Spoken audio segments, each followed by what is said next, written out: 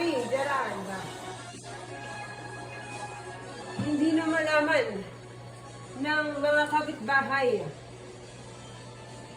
Kumakapal, patuloy ang pagbagsak ng yelo. Paano natin na huhukayin ang mga yelong ito?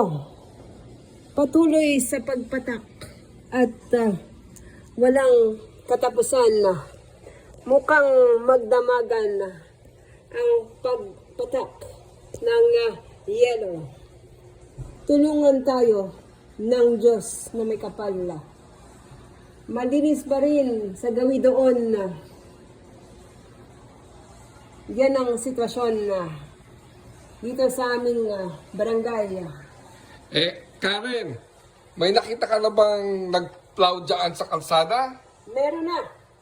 Ngunit bagamat nag-plow na sila, makalipas ang 30 minuto, 30 minutes ng kabayan, kumapal na naman ang yelo. Salamat, Karen. Mag-ingat ka dyan. Salamat. Sige.